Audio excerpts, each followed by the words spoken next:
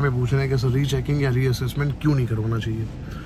तो मैं बहुत बार दोस्तों आपको कह चुका हूँ कि रीचेकिंग रीअसेसमेंट के अंदर, अब मैं कहूँगा तो कुछ लोगों को बहुत मिर्ची लगेगी, बट एकदम सही चीज़ है ये। रीचेकिंग रीअसेसमेंट गुजरात बोर्ड के अंदर एक फॉर्मेलिटी है जिसमें कुछ भी करेक्शन नहीं होता है। समझ आया आपको? मतलब 20 बच्चों की बैच होती है जिनको रीचेकिंग के लिए बुलाया जाता है, मतलब टाइम स्लॉट आपको मिलता है, जैसे 11 से 12 या 12 से 1 या 1 से 2, ऐसा 1 घंटे का रीचेकिंग। उसमें 20 बच्चे जो है उनको बुलाया जाता है, उनका पेपर उनको शो किया जाता है।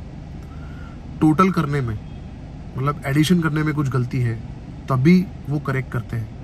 अगर आप कोई क्वेश्चन आपने लिखा है और आपको लग रहा है 3 में से 3 मार्क आने चाहिए, मतलब परफेक्ट आपने लिखा है, उसमें आपकी कोई भी गलती नहीं है, तो भी वो कुछ ना कुछ गलती निकाल के आपको बोलेंगे इसकी वजह से हमने 3 में से 2 मार्क दिए हैं, आपको 3 मार्क नहीं मिलेंगे। तो आपका कोई आर्ग्यूमेंट वहां पे नहीं चलाया जाएगा।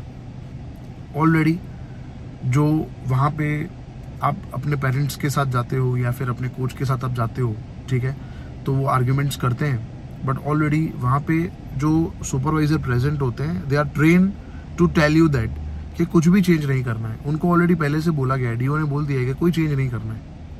उनको कुछ ना कुछ बहाने पकड़ा दो, ठीक है, और उनका कोई भी मार्क्स बढ़ाना नहीं है।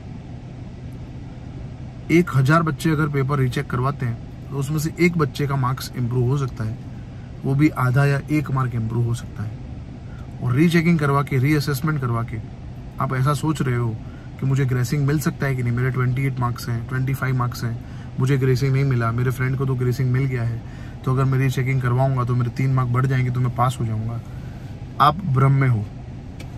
अगर आपको अपना टाइम और पैसा दोनों बर्बाद करना है तो रीचेकिंग या रीअसेसमेंट करवाना, वरना प्लीज मत करवाना। कोई मतलब नहीं है, पैसा भी बर्बाद होगा, समय भी बर्बाद होगा, दिमाग भी खराब होगा, क्योंकि वो लोग कुछ करने वाले हैं नहीं। बहुत सारे बच्चे मुझे बोल रहे हैं कि सर हमने तो थ्योरी में इतना लिखा है, एमसीक्यू में इतना सारा हमारे सही है, हमने देखा, फिर भी हमने एक्सपेक्ट किया उससे 20, 25, 30 मार्क्स कम आए हैं, तो हम क्या करें? तो बेटा आप उसको एक्सेप्ट करो, देयर इज नो अदर वे।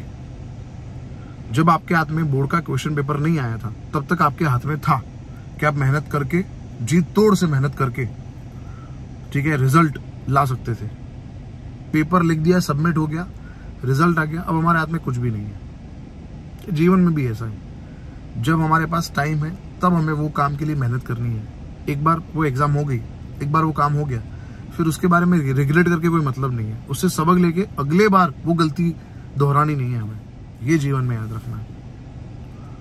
क्योंकि हमें लग रहा है कि हमने इधर एमसीक्यू सही किए हैं, पर वो एमसीक्यू टिक करते वक्त ओएमआर शीट के अंदर हमने कुछ सर्कल कंप्लीट नहीं किए हो, कुछ सर्कल से बाहर भी हमने फील कर दिया हो, तो वो जब स्कैनर में जाता है वो ओएमआर शीट, तो स्कैन नहीं होता है, वो इनवैलिड हो जाता है।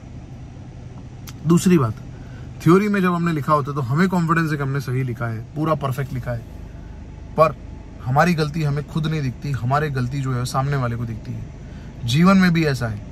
तो ये तो थ्योरी का पेपर है, इसमें तो तुरंत दिखेगा, समझ रहे हो आप? इसमें तुरंत दिखता है कि भाई आपने क्या गलतियां करी है, क्योंकि जो पेपर चेकर होता है वो दिन के 30, 40, 50 पेपर चेक करता है। अगर वो 10 दिन पेपर चेक करता है तो सोचो उसने 500 पेपर चेक किए, तो उसको गलती पहले दिखेगी कि भाई हमारे आज जोवान छे अनामाला क्यों न थी, अब उसमें वो नहीं लिखा तो मार्क्स नहीं मिलेंगे।